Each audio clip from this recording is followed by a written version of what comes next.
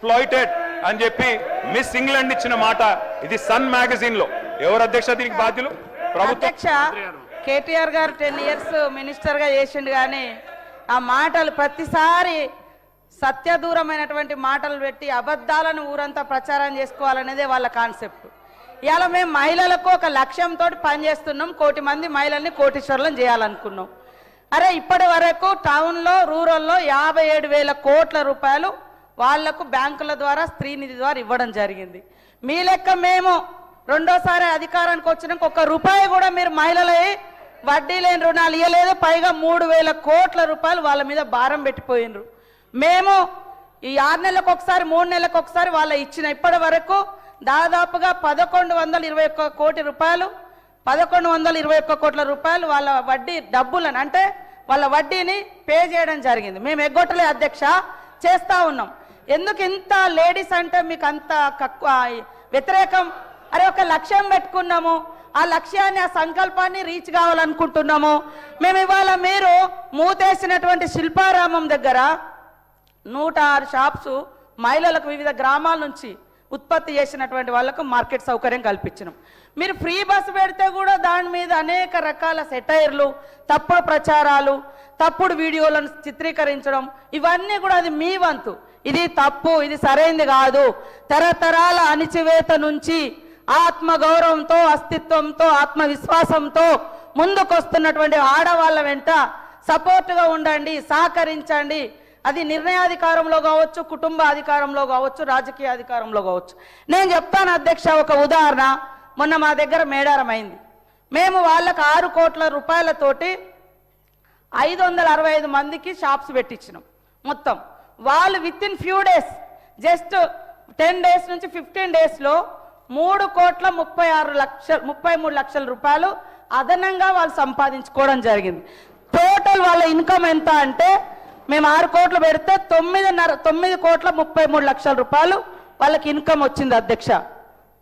ఒక అక్క రోడ్డు మీద మేడారం పోయే వాళ్ళకు ఒక 50,000 ఇస్తామే టీ కొట్టు పెట్టుకుంది.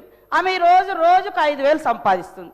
ఇదే ఇప్ప పువ్వు, మవ్వ లడ్డు వాళ్ళకు ఒక 50,000 నుంచి మేము స్టార్ట్ చేసి 2 లక్షలు ఇస్తే వాళ్ళు ఆ 3 మంత్స్లో టోటల్గా మొత్తం ఈ రోజులో 14 లక్షల రూపాయలు సంపాదించారు.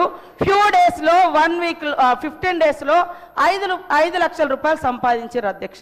ఇదొక మారుమూల అటవీ ప్రాంతాల నుంచి వచ్చి జరుగుతున్నటువంటి వ్యవస్థ. దాన్ని బట్టి మేము వాళ్ళందరికీ ఒక నమ్మకం ఇస్తున్నాం. మీరు ఇట్లా చేసుకోండి, ఈ రకంగా బ్యాంక్ లింకేజ్ ఇస్తాం, దాంట్లో ఇంతవరకు మాఫీ చేస్తున్నాం. ఇది తప్ప అధ్యక్ష?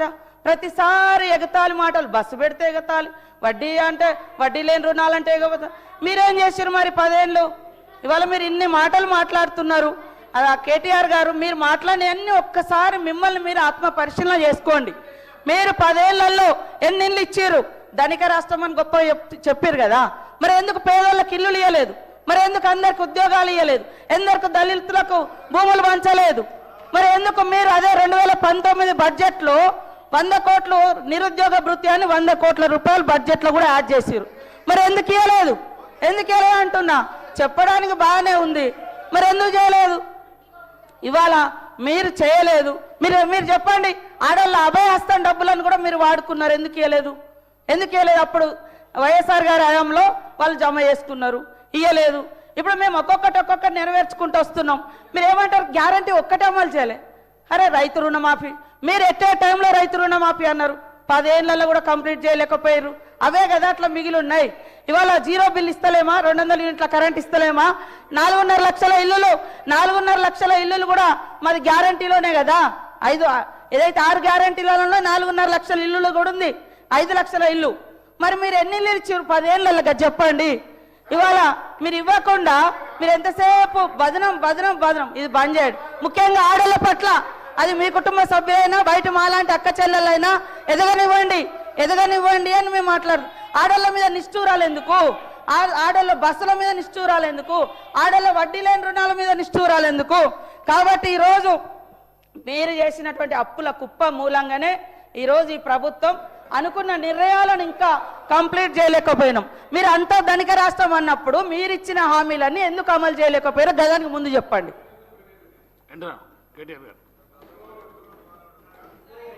మంత్రి గారు అన్ని విషయాలు చెప్పారు అధ్యక్ష, కానీ అసలు విషయం చెప్పలేదు. మొదటి గవర్నర్ ప్రసంగంలో 1,00,000 కోట్లు వడ్డీ లేని రుణం అన్నారు. ఇప్పుడు దానికి కట్టుబడి ఉన్నారా లేదా అని అడిగాను అధ్యక్ష. 2,000 కోట్లు బాకీ ఉన్నారు వడ్డీ లేని రుణం, ఇస్తారా లేదని అడిగిన, అది చెప్పాలి, అన్ని చెప్పాను కానీ అది చెప్పలేదు అధ్యక్ష.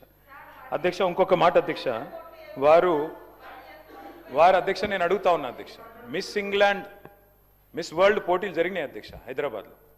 మిస్ ఇంగ్లాండ్ మీలా మ్యాగీ అనే అమ్మాయి ఇక్కడ నుంచి పారిపోయి సన్